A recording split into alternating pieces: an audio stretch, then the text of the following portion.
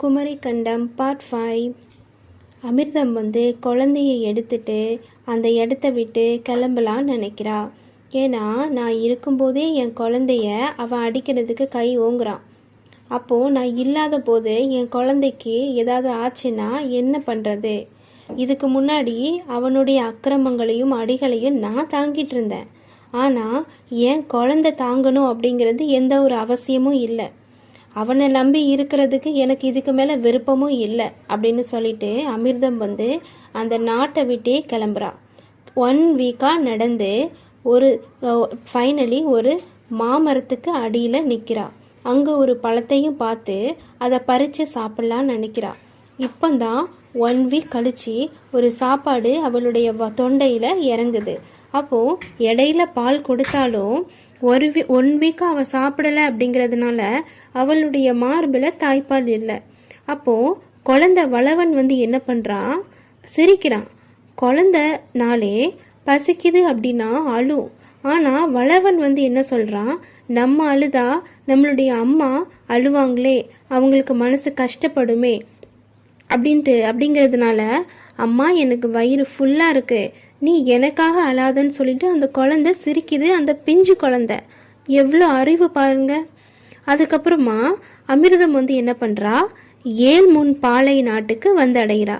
அந்த முன் பாலை நாட்டில் ஏதாவது நம்மளுக்கு உதவி கிடைக்கும், நம்ம ஒரு இடத்துல சந்தோஷமாக நம்ம குழந்தைய நல்லபடியாக வளர்க்கலான்னு சொல்லிட்டு அந்த நாட்டுக்கு வரா. அப்போது அங்கே ஏழ்முன் பாலை நாட்டோட அரசன் அமுதன் கேட்குறான், அம்மா நீங்கள் ரொம்ப சோர்வாகவும் இருக்கீங்களே, கையில் ஒரு குழந்தையாகவும் இருக்குதே, ரொம்ப நாளாக சாப்பிடாத மாதிரி தெரியுதே, என்ன பிரச்சனை அப்படின்னு சொல்லி கேட்கவும் அமிர்தம் ஃபஸ்ட்டு தயங்குறா. அதுக்கப்புறம் அமுதன் சொல்கிறான், என்னை கண்டு நீங்கள் பயப்பட தேவையில்லை, நான் தான் இந்த நாட்டோட அரசன், உங்களுக்கு என்ன உதவினாலும் என்கிட்ட நீங்கள் தாராளமாக நம்பி சொல்லலாம் அப்படின்னு சொல்லதும் அதுக்கு அமிர்தம் சொல்கிறா, இந்த மாதிரி நான் ஏழ்மதுரை நாட்டில் இருந்து தஞ்சத்துக்காக இந்த நாட்டுக்கு வந்திருக்கேன், எனக்கு யாருமே கிடையாது, நானும் என் குழந்தையும் மட்டும்தான் அப்படின்னு சொல்லிட்டு எல்லா விஷயத்தையுமே அமிர்தம் சொல்கிறா. அதுக்கு அமுதன் சொல்கிறான், உங்களுக்கு இப்போதைக்கு யாருமே இல்லை, கையில் குழந்தையும் வச்சுருக்கீங்க, குழந்தைய நல்லபடியாக பார்த்துக்கணும், நீங்கள் நம்பி என்னுடைய கடல் மாதிரி இருக்கக்கூடிய அரண்மனைக்கு வாங்க அப்படின்னு சொல்லிட்டு அமிர்தத்தை அமுதன் கூட்டிகிட்டு வாரான். அப்போது அமிர்தத்துக்கும் சந்தோஷம். ஃபஸ்ட்டு அவளுக்கு தயக்கமாக இருந்தாலும் அவள் சாப்பிட்டா தானே, அவள் ஹெல்த்தியாக இருந்தால் தானே குழந்தைக்கு சாப்பாடு கொடுக்க முடியும். அதனால் அமிர்தமும் ஒத்துக்கிட்டு அரண்மனைக்கு வாரா.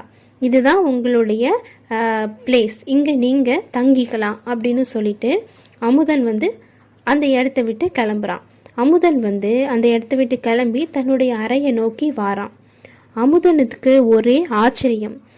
என்ன ஆச்சரியம் அப்படின்னா, அமிர்தம் யாருன்னா அமுதத்தோட இதுக்கு முன்னாடி 1 சைடு காதலிச்சிருக்கான். அதாவது அமிர்தத்துக்கு அமுதனை யாருன்னே தெரியாது, ஆனால் அமுதனுக்கு அமிர்தமை தெரியும். இதுக்கு முன்னாடி ஒரு நாட்டிய, அதாவது அமிர்தம் கல்யாணத்துக்கு முன்னாடி ஒரு நாட்டியக்காரியாக தான் இருந்தா. அப்போது அந்த சமயம் அமுதன் அமிர்தத்தை பார்த்துருப்பான். ஒரு சமயத்திலே கண்டவுடன் காதல் அப்படிங்கிற மாதிரி அமுதனுக்கு அமிர்தம் மேலே காதல் வந்துட்டு. ஆனால் இதை மறுநாள் சொல்கிறதுக்காக போகும்போது அந்த இடத்துல அமிர்தம் இல்லை. அமிர்தத்தை வளர்த்த அந்த தாய் அவளை ஒருத்தன் அதிகமான காசு கொடுக்குறான் அப்படிங்கிறதுனால அவனுக்கு கெட்டி கொடுத்துருவா. அதனால் அமுதனால் அமிர்தத்தை ரீச் பண்ண முடியல. கிட்டத்தட்ட 5 இயர்ஸாக அமுதம் எங்கே இருக்கா அப்படிங்கிறத நம்ம அமுதன் தேடி இருப்பான். ஆனால் அவனால் கண்டுபிடிக்க முடியல. அதுக்கப்புறமா சரி, அவளுக்கு தான் கல்யாணம் ஆயிடுச்சே, இனி அவளை நம்ம டிஸ்டர்ப் பண்ணக்கூடாது, அவள் இன்னொருத்தனோட மனைவி ஆகினதுக்கு அப்புறமா நம்ம டிஸ்டர்ப் பண்ணக்கூடாது அப்படின்னு சொல்லிட்டு ஒதுங்கிட்டான். ஃபைனலி செகண்ட் டைம் அவளை பார்க்கும்போது கையில் ஒரு குழந்தை, அதுக்கப்புறமா எதுவுமே இல்லாத ஒரு அனாதை மாதிரி நம்மளுடைய நாட்டுக்கு வந்ததும் அமுதனுக்கு என்ன பண்ணுறதுனே தெரியல, எப்படி எக்ஸ்பிரஸ் பண்ணுறதுன்னு தெரியல. அதனால நம்மளுடைய அரண்மனைக்கு வந்து அவன் கூட்டிகிட்டு வந்துட்டான். அதுக்கப்புறமா வந்து இதை வந்து அமுதன் வந்து தாய் சீதா கிட்டேயும் சொல்கிறான், இந்த மாதிரி ஒரு பொண்ணு வந்திருக்காமா, அவளை கொஞ்சம் கவனி அப்படின்னு சொல்லிட்டு வாரா. இவ யாருன்னா நம்ம அமுதனோட அம்மா சீதா, இந்த நாட்டோட 7 முன்பாலை நாட்டோட அரசி.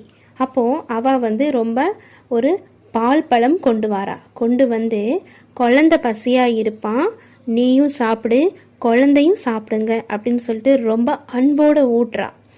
அமிர்தத்துக்கு இதை பார்த்து ரொம்ப சந்தோஷம். இது வரைக்கும் ஒரு தாயோட அன்பு எப்படி இருக்கும்னு நான் அனுபவிச்சதே கிடையாது. உங்கள் மூலமாக தான் நான் அனுபவிச்சிருக்கேன். உங்களை பார்க்கும்போது என்னுடைய தாய் மாதிரி இருக்குது அப்படின்னு சொல்லிட்டு அமுதம் வந்து பாசத்தில் ரொம்ப நனைகிறா. அப்போது அதுக்கப்புறம் வந்து சீதா வந்து சொல்கிறா, உனக்கு என்ன வேணுமோ தாராளமாக இங்கே நீ என்கிட்ட நீ கேட்கலாம். நான் அரசி அப்படிங்கிறதுனால நீ எந்த ஒரு கூச்ச சுபாவம் எதுவுமே பட வேண்டாம். உன்னை நான் என் சொந்த பொண்ணாக நினைக்கிறேன். உனக்கு என்ன வேணுமோ தாராளமாக கேளு. உனக்கு எத்தனை நாள் வரைக்கும் இங்கே இருக்கணுமோ தாராளமாக இங்கேயே இருந்துக்கோ. உன்னை பற்றி நல்ல விதமாக என்னுடைய மகன் வந்து என்கிட்ட சொல்லியிருக்கான். அதனால் நீ இங்கே சுதந்திரமாக நீ இருக்கலாம். ஏன் வாழ்நாள் முழுக்க கூட நீ இங்கேயே இருக்கலாம். இவன் என் பேரனா கூட நான் பார்த்துக்கிறேன் அப்படின்னு சொன்னதும் அமிர்தத்துக்கு ரொம்ப சந்தோஷம். கடவுளே நம்மளுக்கு வந்து இந்த வாய்ப்பை நம்ம கொடுத்துருக்கான். யாருமே இல்லாமல் இருக்கும்போது கடவுள் நம்மளுக்கு இந்த இடத்த கொடுத்துருக்கான்னு சொல்லிட்டு ரொம்ப மன நிம்மதி அடைகிறா. குழந்தைக்கும் தஞ்சம் கிடச்சிருச்சு, அவளுக்கும் தஞ்சம் கிடச்சிருச்சு. இது வந்து அதுக்கப்புறமா சீதா தான் வந்து 7 முன்பாலை நாட்டோட அரசி, நம்மளுடைய அமுதனோட அம்மா. அழுவுறா. ஏன் அழுவுறா அப்படின்னா, நம்மளுடைய சீதாவை பொறுத்த வரைக்கும் அவளும் பல கஷ்டங்களை அனுபவிச்சுட்டு வந்திருக்கா. சீதாவை பொறுத்த வரைக்கும் அமிர்தம் மாதிரி அவளுக்கு ஒரு மகள் இருக்கிறா. ஆனால் காலத்தின் கட்டாயத்தின் காரணமாக அந்த குழந்தைய ஒருத்தங்க கிட்ட விட்டுட்டு வந்து அதுக்கப்புறமா தான் இந்த நாட்டோட அரசி ஆகி அமுதனையும் பெற்றெடுத்தா. இது வந்து என்னன்னா சீதாவோட ஃப்ளாஷ்பேக். அதாவது அமுதனோட அம்மா சீதாவோட ஃப்ளாஷ்பேக். சீதா வந்து யாரு அப்படின்னா 7 குறு பனை நாட்டில் இருக்கக்கூடிய நாட்டு அரசனோட அந்த புறத்தில் இருக்கக்கூடிய தாசிகளில் ஒருத்தி தான் நம்மளுடைய சீதாக்கு இந்த மாதிரி தாசியாக இருக்கிறதுக்கு எந்த ஒரு விருப்பமும் இல்லை. அவளுக்கு பிடிச்ச விஷயம் என்ன அப்படின்னா, தனக்குன்னு ஒரு கணவன், தனக்குன்னு ஒரு குடும்பம், தனக்குன்னு ஒரு வாழ்க்கை, சுதந்திரமான வாழ்க்கை, இதில் வாழ்கிறதுக்கு தான் அவளுக்கு விருப்பமாகவே இருந்தது. ஆனால் அவள் தாசிகளுக்கு குலத்தில் பிறந்ததுனால அவளை வந்து எல்லாருமே வந்து தாசியாக தான் நினைக்கிறாங்களே தவிர்த்து அவளை வந்து ஒரு குடும்ப குத்து விளக்கா யாருமே பார்க்கவே இல்லை. ஆனால் இது வரைக்கும் அவள் வந்து வேர்ஜினாக தான் இருக்கா. அவள் வந்து கிங் கிட்ட நெருங்கவே இல்லை. அவளுடைய வேர்ஜினிட்டியை அவள் ரொம்பவும் சேஃபாக வச்சிருக்கா. அந்த தாசிகள்லேயே ரொம்ப வேர்ஜினிட்டியாக இருக்கிறதே நம்ம சீதா மட்டும்தான். அப்போது அவளுக்கும் ஒரு அழகான ஒரு காதல் இருந்தது. என்ன காதல் அப்படின்னா, அவள் அந்த 7 குறு பனை நாட்டில் இருக்கக்கூடிய ஜென்ரலை அவள் வந்து லவ் பண்ணுறா. அதாவது படை தளபதியை வந்து காதலிக்கிறா. அதே மாதிரி படை தளபதியுமே வந்து இவளை காதலிக்கிறா. அப்போது சீதா வந்து சொல்கிறா, என்னால் இந்த இடத்துல தாசியாக ஒரு நிமிஷம் கூட வாழ முடியல, தற்கொலை பண்ணிக்கிறான் போல இருக்கு, என்னை இந்த இடத்துலேருந்து கூட்டிகிட்டு போயிடு, நம்ம 2 பேரும் எங்கேயாவது போய் சந்தோஷமாக வாழலாம், என்னை இந்த இடத்த விட்டு தயவு செஞ்சு கூட்டிகிட்டு போயிரு அப்படின்னு சொல்லிட்டு அவன்கிட்ட கெஞ்சுறா. அவனுக்கும் என்ன பண்ணுறதுனே தெரியல. அவனும் சீதா மேலே உயிராக இருக்கான். அப்போது கமெண்டர் வந்து சொல்கிறான், சரி நீ இதை பற்றி என்கிட்ட நீ பல முறை சொல்லிட்ட, இதுக்கு மேலே இந்த இடத்துல இதுக்கு மேலே நீ இங்கே இருக்கிறதுக்கு வேணாம், நீ என் கூட வந்துருன்னு சொல்லி அவனும் கூட்டிகிட்டு போகிறதுக்கு தயாராகிறான். இதுக்கப்புறம் என்ன நடந்தது அப்படிங்கிறத வந்து நம்ம நெக்ஸ்ட் பார்ட்டில் வந்து பார்க்கலாம். சீதாவும் படை தளபதியும் எங்கே போகிறாங்க, எங்கே போய் வாழ்கிறாங்க, சீதா எப்படி 7 பாலை நாட்டுக்கு அரசியானா அப்படிங்கிறத நம்ம நெக்ஸ்ட் பார்ட்டில் பார்க்கலாம். தேங்க்ஸ் ஃபார் வாட்சிங். சப்ஸ்கிரைப் பண்ணுங்கள். அண்ட் அதுக்கப்புறமா நம்மளுடைய எல்லா கதைகளுமே பிளேலிஸ்ட்டில் இருக்குது. பிளேலிஸ்ட்டில் போய் நீங்கள் பார்த்துக்கலாம். தேங்க்ஸ் ஃபார் வாட்சிங்.